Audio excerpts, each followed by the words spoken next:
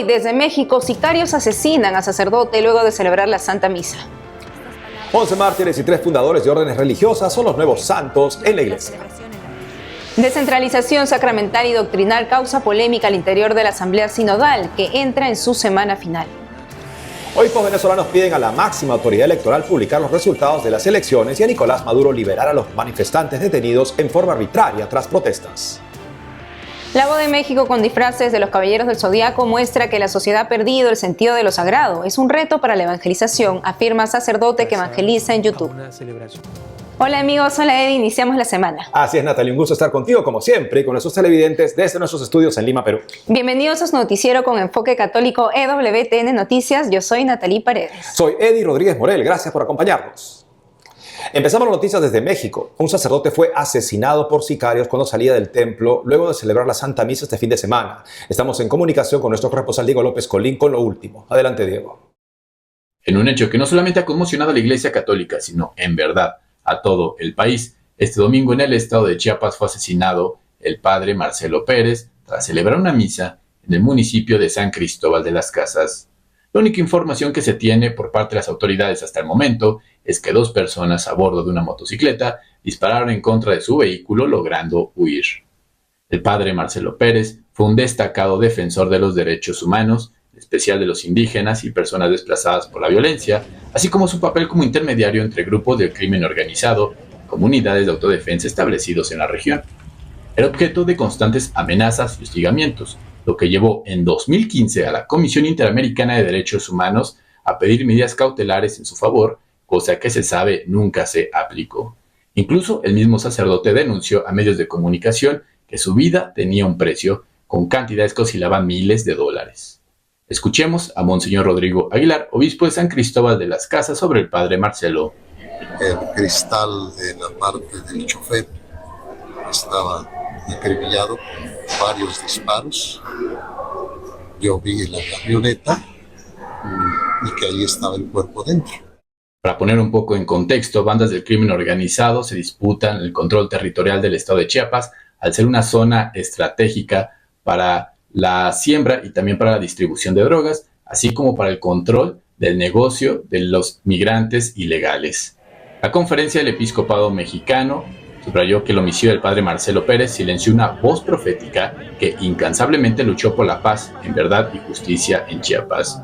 Asimismo, los obispos de México urgieron a las autoridades medidas para que este hecho nunca más vuelva a ocurrir. Y la Iglesia cuenta con 14 nuevos santos. Nuestra corresponsal en el Vaticano, Paola Rías, informa.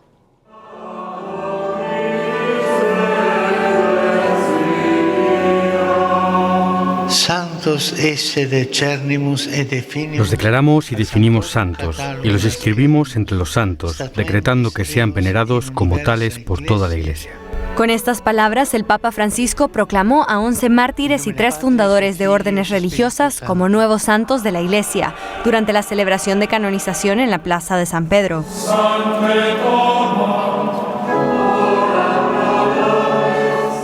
Tanto la hermana italiana Elena Guerra, fundadora de las Oblatas del Espíritu Santo, como la canadiense Marie-Léonie Paradis, fundadora de las Hermanas de la Sagrada Familia, fueron declaradas santas por su dedicación a las misiones espirituales y educativas. También fue proclamado santo el sacerdote italiano Giuseppe Alamano, fundador de los Misioneros de la Consolata. En una entrevista concedida a EWTN, el nuevo superior general de la rama masculina de los Misioneros de la Consolata habló de la espiritualidad del nuevo santo italiano y de su legado mundial. Creo que su gran legado es mantener los buenos cimientos que él sentó y que a través de ellos se trate la espiritualidad de la vida cotidiana. Verás, tenemos que ser extraordinarios en lo ordinario. Solo en las pequeñas cosas podemos llegar a cosas mayores. Y eso significa que para ser pastor hay que ser humano y dejar que el Espíritu Santo te convierta y te transforme para llegar a ser lo que el Señor realmente te pide que seas. Be a human being and let the Holy Spirit convert you and transform you to become what the Lord actually asks you to be. El Papa Francisco también declaró santos a 8 frailes franciscanos y 3 marionitas laicos, conocidos como los mártires de Damasco. Fueron asesinados por odio a la fe en Siria en 1860, durante un periodo de violencia religiosa. Los perpetradores eran miembros de los drusos, un grupo étnico-religioso en conflicto con los cristianos y otros grupos de la región en aquella época. La milicia drusa entró en el convento franciscano de Damasco y asesinó a los frailes, Manuel Ruiz y compañeros, junto con 3 laicos que eran hermanos, Francisco, Abdel y Rafael. Fueron asesinados tras negarse a renunciar a su fe cristiana y convertirse al Islam. Algunos murieron decapitados con sables y hachas, otros apuñalados o apaleados. Durante la celebración en la Plaza de San Pedro, el Papa Francisco elogió el sacrificio, el afán misionero y el servicio a la Iglesia de los 14 nuevos santos. Estos nuevos santos vivieron a semejanza de Jesús en servicio. La fe y el apostolado que llevaron a cabo no alimentaron sus deseos mundanos y ansias de poder, sino que por el contrario, ellos mismos se hicieron servidores de sus hermanos, artífices del bien, firmes en las dificultades y generosos hasta el final. Con esta canonización, el Papa Francisco ha proclamado ya a 926 santos durante su pontificado. En Roma, Paola Riaza, EWTN Noticias. Espíritu Santos. Estamos entrando a la 4ª semana de la Asamblea del Sínodo de la Sinodalidad y, por supuesto, ya tenemos trabajo en nuestras espaldas. Queremos ponernos al día con Andrea Gallarducci. Él es corresponsal de ASI Stampa, en Roma. Andrea, bienvenido al programa. Gracias por verme. Andrea, por favor, coméntanos sobre la semana pasada y qué podemos esperar de esta última semana de la Asamblea Sinodal.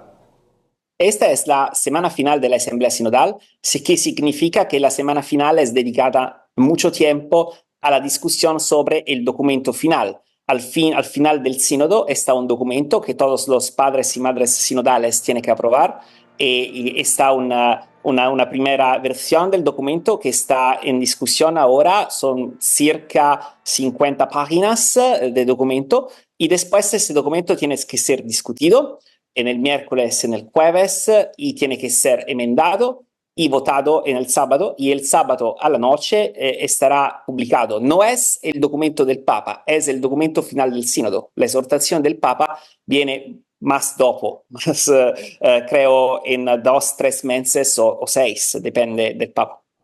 Hay inquietudes, por supuesto, de lo que hemos visto hasta ahora en el proceso sinodal, por supuesto, este reporte de la Comisión número 9 sobre cómo sería una nueva moral sinodal, donde las circunstancias personales van a ser más importantes al parecer que la doctrina, y también esta conversación que hubo la semana pasada con respecto a descentralizar la Iglesia, aparentemente también en términos de práctica sacramental, de modo que algunos parecen querer que la Iglesia en algunos lugares podría aprobar, por ejemplo, el diaconado, o incluso sacerdocio femenino, mientras que otros que no están de acuerdo podrían esperar a que vayan evolucionando hacia esa postura. Por supuesto, razones para estar de sobra preocupados.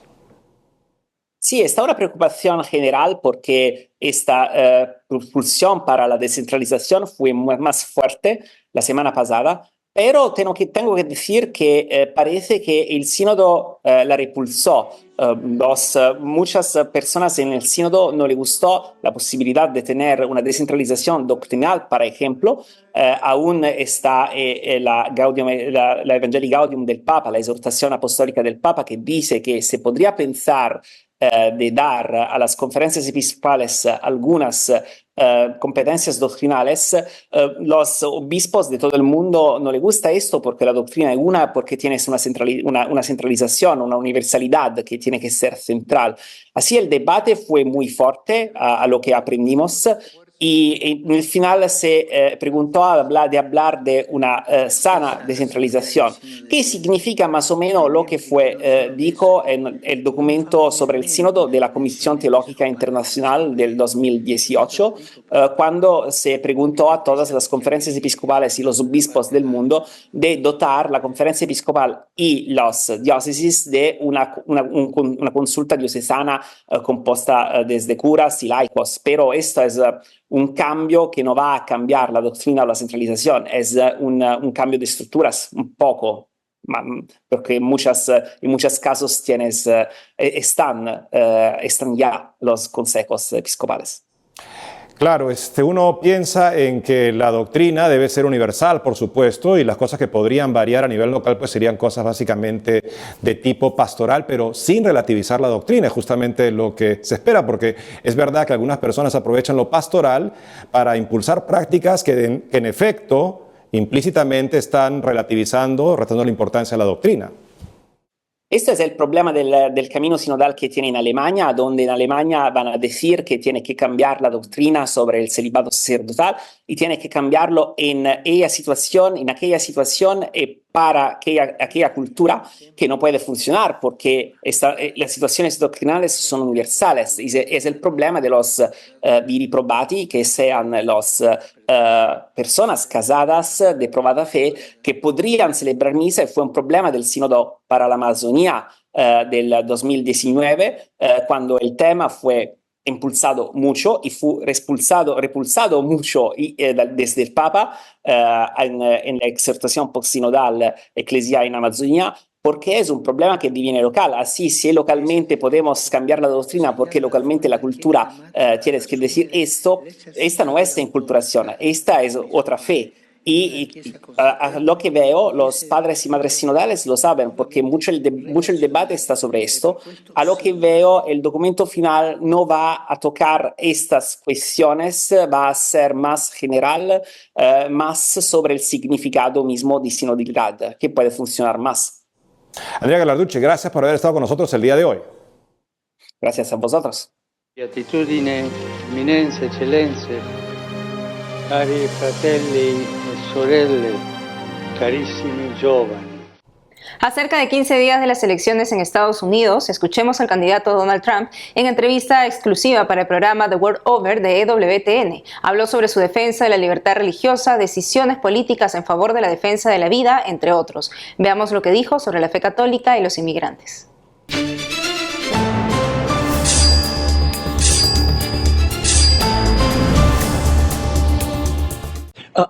He estado viendo en sus publicaciones en redes sociales, en sus mítines, que suena el Ave María. Ha publicado Feliz cumpleaños María, una oración a San Miguel para alejar el mal. ¿Está eso diciendo algo a los votantes sobre su camino espiritual? ¿Qué significa? No, no lo creo. Simplemente me parece hermoso. Quiero decir, veo todo, las palabras y las imágenes. Las imágenes son tan bonitas. Y sí, he publicado algunas cosas. Alguien más me hizo esa misma pregunta. Y realmente es solo eso. Creo que es muy bonito.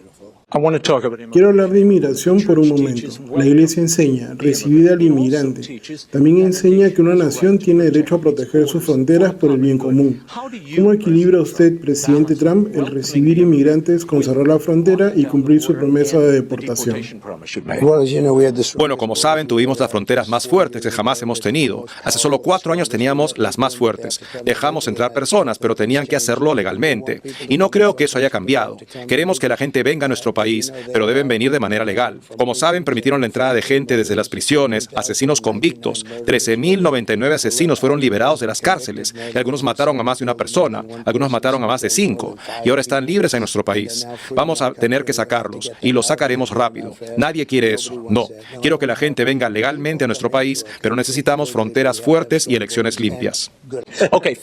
Bien, última pregunta. Al Papa le preguntaron sobre su candidatura y Kamala Harris, y él instó a los votantes católicos a votar por el menor de 2 males. ¿A quién cree que se refería y por qué? Bueno, creo que quieren que voten por mí. Y defiendo todo lo que ustedes defienden y lo que defiende la Iglesia. Ella no. Ella es una persona muy diferente. Es marxista. Su padre era marxista y sigue siendo marxista. No son muy religiosos, se lo digo. Y no hablo solo de la religión católica. Me refiero a cualquier religión. Todo el Partido Demócrata se ha vuelto realmente radical de izquierdas. Y yo soy lo contrario. Estoy totalmente a favor de la religión. Y también me gusta mucho la Iglesia Católica. And I also like the Catholic Church a lot. Y en Venezuela, los obispos reunidos en asamblea extraordinaria en torno a la realidad social, política y eclesial del país renovaron hace poco su pedido a la máxima entidad electoral para que publique en detalle los resultados de las elecciones del pasado 28 de julio. Destacan que en ellas se evidenció la voluntad de cambio del pueblo venezolano, fueron sus palabras. Asimismo, en su comunicado, los prelados exigen al gobierno de Nicolás Maduro la liberación de los manifestantes detenidos durante las protestas, luego de las elecciones, entre los que hay menores de edad. La Iglesia en Venezuela manifiesta su disposición a promover iniciativas para la solución pacífica de las diferencias.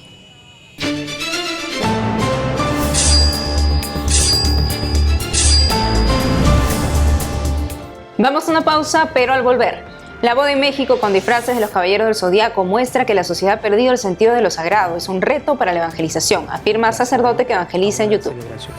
Además, desde Buenos Aires, 5.000 niños se unen a Jesús en la Santa Misa Especial para los chicos. Regresamos con más noticias con Enfoque Católico.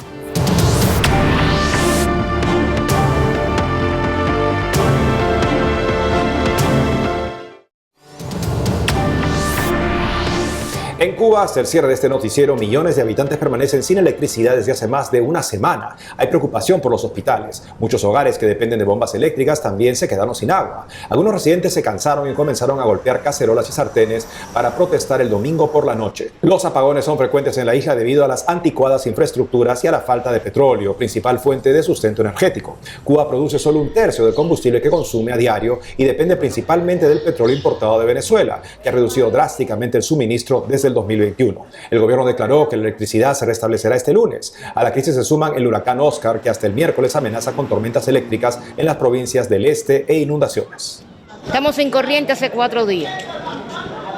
El pan hay que venirlo a buscar porque la panadería está rota. Lo traen de otro lado. Son millones y millones de problemas que tenemos y ninguno se resuelve. Tuve que botar una olla de frijoles negros por cuenta de la corriente que se echó a perder. Tuve que botar pollo que tenía abajo, cocinado. Tuve que también botarlo. Y como vienes viendo, el congelador que está descongelado, que ya se echó a perder ya casi toda la comida. Y empeño en que se solucione, porque todo el país. Así que va a ser el rico, el pobre, el regular. No es que para una persona y para otra no. A inicios de octubre en México se realizó una polémica boda por los novios que cambiaron los tradicionales trajes para presentarse ante el altar por disfraces de los Caballeros del Zodiaco. ¿Es válida una boda celebrada de esa manera? El padre Byron Kaufman, con más de 200.000 seguidores en su canal de YouTube, un sacerdote millennial, analiza sobre este y otros detalles a tener en cuenta sobre el sacramento del matrimonio. Objetivamente hablando, es irreverente. Por eso la misma diócesis ha pedido que algo parecido está totalmente prohibido y es evidente. No se puede ir disfrazado a una celebración litúrgica, a un lugar sagrado, en un momento cultual, ¿no? Subjetivamente hablando, sin embargo, según el testimonio de la chica, no lo era. Según su concepción, su pensamiento, sus sentimientos al respecto de Dios, de la fe, la iglesia, los sacramentos, era como algo bonito de expresar sin necesidad de faltarle al respeto a Dios. Esto para la Iglesia Católica se convierte en un reto, porque esto es solamente una muestra de lo que está aconteciendo en la sociedad. Una sociedad que cada vez más ha perdido el sentido de lo sagrado, en cuanto al tiempo, en cuanto al lugar y en cuanto a la vestimenta. Hay que recordar que la vestimenta no afecta la validez del sacramento. En este caso, el sacramento del matrimonio tiene como ministros al varón y la mujer, a los novios, que realizando el consentimiento matrimonial sin defecto, es decir, que lo hacen libremente, voluntariamente, por amor, sin coacción, con madurez, lo realizan sabiendo cuáles son los fines del matrimonio, lo esencial del matrimonio. Teniendo esto presente, realizan el consentimiento matrimonial delante del testigo idóneo, del testigo calificado, que normalmente es el sacerdote. Ellos dos, varón y mujer, ministros, efectúan el sacramento y el sacerdote lo que hace es ratificar en nombre de la iglesia que se da esto en nombre de Dios, que está Dios allí presente. Entonces, si lo hicieron así, independientemente de la vestimenta que utilizaron, allí hay sacramento del matrimonio. Lo que podría recomendarles es algo muy sencillo, pero pienso que muy significativo. Los novios normalmente alrededor de la fecha del matrimonio están muy nerviosos y pendientes de los detalles, colores, hasta aromas, comida, invitaciones. Bueno, no se priven, queridos novios, del detalle y los detalles que en cambio Dios quiere darles a ustedes en la celebración litúrgica. Ahora, olvídense de todo el resto y es el momento para que el Señor les dé pequeños gestos de su amor que apuntan a esta unión. Y por eso implica la vestimenta, gestos, posturas, signos, señales, colores, elementos litúrgicos que hay dentro de la celebración de su matrimonio. Aprovéchenlos, pregunten, déjense catequizar, aprendan de ellos para que desde el principio, cuando comienza el acto litúrgico, ustedes estén fascinados por todos los elementos litúrgicos que uno tiene que seguir con el sentido que tienen justamente para que yo quede casi que impactado con todo el amor que Dios manifiesta a través de estos detalles de amor. En el caso de los sacerdotes de esta diócesis lo tienen ya resuelto, puesto que el obispo ha sido muy claro y tajante. Si llegase a ocurrir algo parecido, el sacerdote debe interrumpir la celebración, no se efectúa el sacramento. Algo así pudiésemos también adoptar los demás sacerdotes o las demás diócesis, me parece algo oportuno. Un par de recomendaciones en general, pues es importante, por un lado, conocer a la pareja y saber si tiene principios, si tiene pues de sentido también de lo sagrado, puesto que estamos en una sociedad donde cada vez más se ha perdido ese sentido. Y van a las celebraciones litúrgicas vestidas las personas como si fueran a otro lugar o hasta a lugares indecorosos, hasta inmorales. Y esto es muy lamentable y es un dolor de cabeza realmente.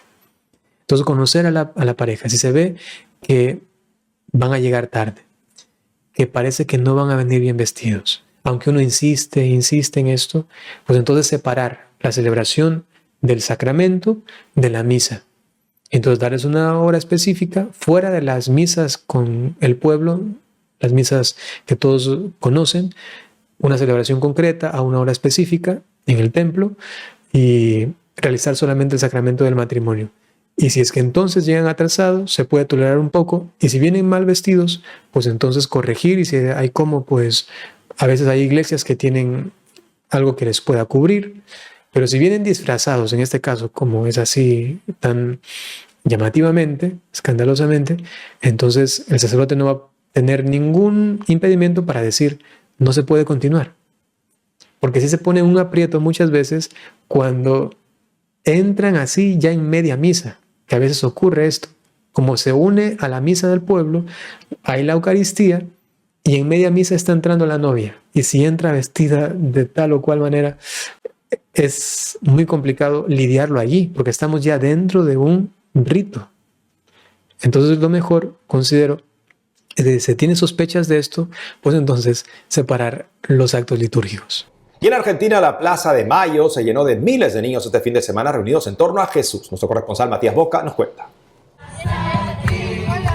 Las actividades comenzaron con canciones, juegos y una obra de teatro que los niños acompañaron con felicidad en una tarde soleada.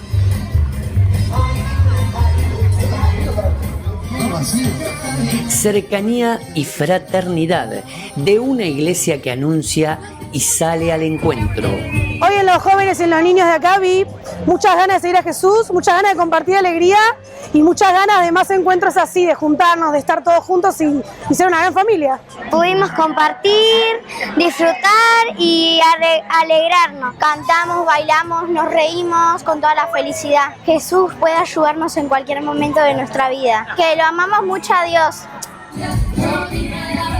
Bajo el lema Jesús multiplica nuestra alegría, cerca de 5.000 niños de diferentes comunidades vivieron con gran entusiasmo esta fiesta de fe.